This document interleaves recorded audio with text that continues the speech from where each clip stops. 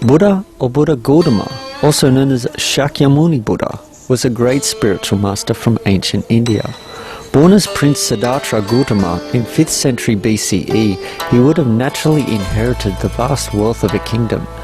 However, the prince one day left the palace life in search of spiritual knowledge.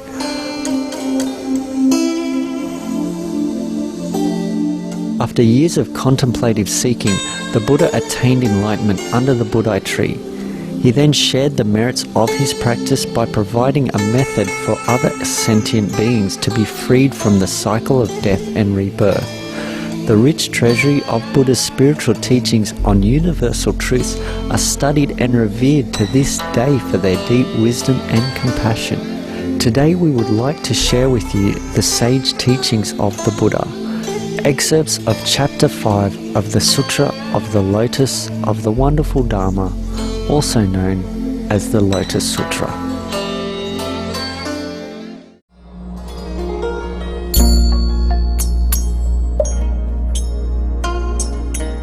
At that time, the world-honoured one, wishing to state his meaning once more, spoke in verse form, saying, The Dharma King, destroyer of being, when he appears in the world, accords with the desires of living beings, preaching the Dharma or true teaching in a variety of ways. The Tathagata or Buddha, worthy of honor and reverence, is profound and far-reaching in wisdom. For long he remained silent regarding the essential, in no hurry to speak at once. If those who are wise hear of it, they can believe and understand it. But those without wisdom will have doubts and regrets, and for all time will remain in error. For this reason, Kashyapa, he adjusts to the person to gain a correct view. Kashyapa, you should understand that it is like a great cloud that rises up in the world and covers it all over. This beneficent cloud is laden with moisture. The lightning gleams and flashes, and the sound of thunder reverberates afar, causing the multitude to rejoice.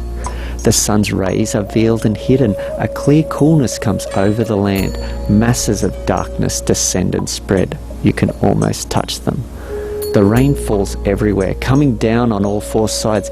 Its flow and saturation are measureless, reaching to every area of the earth, to the ravines and the valleys of the mountains and streams, to the remote and secluded places where grow plants, bushes, medicinal herbs, trees large and small, 100 grains, rice seedlings, sugarcane, grapevines. The rain moistens them all, none ails to receive its full share. The parched ground is everywhere watered, herbs and trees alike grow lush. What falls from the cloud is water of a single flavour, but the plants and trees, thickets and groves, each accepts the moisture that is appropriate to its portion. All the various trees, whether superior, middling or inferior, take that is fitting for large or small, and each is enabled to sprout and grow. Root, stem, limb, leaf, the glow and hue of flower and fruit, one rain extends to them, and all are able to become fresh and glossy, whether their allotment of substance, form and nature is large or small. The moistening they receive is one, but each grows and flourishes in its own way. The Buddha is like this when he appears in the world, comparable to a great cloud that covers all things everywhere. Having appeared in the world for the sake of living beings, he makes distinctions in expounding the truth regarding phenomena. The great sage, the world-honoured one, to heavenly and human beings, in the midst of all beings, pronounces these words, I am the Tathagata, most honoured of two-legged beings. I appear in the world like a great cloud that showers moisture upon all the dry and withered living beings, so that all are able to escape suffering, gain the joy of peace and security, the joys of this world, and the joy of nirvana, or highest happiness. All of you heavenly and human beings of this assembly, listen carefully and with one mind. All of you should gather around and observe the one of unexcelled honour. I am the world-honoured one. None can rival me. In order to bring peace and security to living beings, I have appeared in the world, and for the sake of this great assembly, I preach the sweet dew of the pure Dharma, true teaching. This Dharma is of a single flavour, that of emancipation, nirvana, highest happiness. With a single wonderful sound, I expound and unfold its meaning. Constantly for the sake of the great vehicle, I create causes and conditions. I look upon all things as being universally equal. I have no mind to favour this or that, to love one or hate another. I am without greed or attachment and without limitation or hindrance. At all times, for all things, I preach the Dharma equally. As I would for a single person, that same way I do for numerous persons. Constantly I expound and preach the Dharma.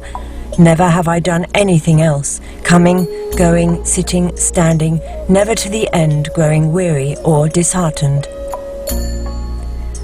I bring fullness and satisfaction to the world, like rain that spreads its moisture everywhere, eminent and lowly, superior and inferior, observers of precepts, violators of precepts, those fully endowed with proper demeanour, those not fully endowed, those of correct views, of erroneous views, of keen capacity, of dull capacity. I cause the Dharma rain on all equally, never lax or neglectful. When all the various living beings hear my Dharma, they receive it according to their power, dwelling in their different environments. Some inhabit the realm of human and heavenly beings, of wheel-turning sage kings, Shakra, Brahma, and the other kings. These are the inferior medicinal herbs. Some understand the Dharma of no outflows, are able to attain nirvana, highest happiness, to acquire the 6 transcendental powers, and gain in particular the 3 understandings, or live alone in mountain forests, constantly practicing meditation and gaining the enlightenment of Pratyeka Buddhas, self-awakened Buddhas. These are the middling medicinal herbs. Still others seek the place of the world-honoured one, convinced that they can become Buddhas, putting forth diligent effort and practicing meditation. These are the superior medicinal herbs. Again, there are children of the Buddha who devote their minds solely to the Buddha's way, constantly practicing mercy and compassion, knowing that they themselves will attain Buddhahood, certain of it and never doubting. These I call small trees. Those who abide in peace in their transcendental powers, turning the wheel of non-regression, saving innumerable millions of hundreds of thousands of living beings. Bodhisattvas, enlightened beings, such as these I call large trees.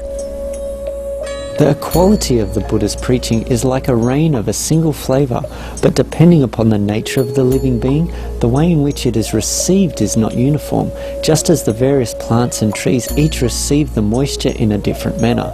The Buddha employs this parable as an excellent means to open up and reveal the matter, using various kinds of words and phrases and expounding the single Dharma. But in terms of the Buddha wisdom, this is no more than one drop of the ocean. I rain down the Dharma rain, filling the whole world, and this single flavoured Dharma is practiced by each according to the individual's power. It is like those thickets and groves, medicinal herbs and trees which, according to whether they are large or small, bit by bit grow lush and beautiful. The Dharma of the Buddhas is constantly of a single flavour, causing the many worlds to attain full satisfaction everywhere. By practicing gradually and stage by stage, all beings can gain the fruits of the way. The voice hearers and Pratyeka Buddhas, or self-awakened Buddhas, inhabit the mountain forests, dwelling in their final existence, hearing the Dharma and gaining its fruits. We may call them medicinal herbs that grow and mature each in its own way. If there are bodhisattvas or enlightened beings who are steadfast and firm in wisdom, who fully comprehend the threefold world and seek the supreme vehicle, these we call the small trees that achieve growth and maturity. Again, there are those who dwell in meditation, who have gained the strength of transcendental powers, have heard of the emptiness of all phenomena, greatly rejoice in it in their minds, and emit countless rays of light to save living beings. These we call large trees that have gained growth and maturity. In this way, Kashyapa, the Dharma preached by the Buddha is comparable to a great cloud which, with a single flavoured rain, moistens human flowers so that each is able to bear fruit. Kashyapa, you should understand that through various causes and conditions, various kinds of simile and parable, I open up and reveal the Buddha's way. This is an expedient means I employ, and the same is true of the other Buddhas. Now for you and the others, I preach the utmost truth. None in the multitude of voice hearers has entered the stage of extinction. What you are practicing is the Bodhisattva's way, and as you gradually advance in practice and learning, you are all certain to attain Buddhahood.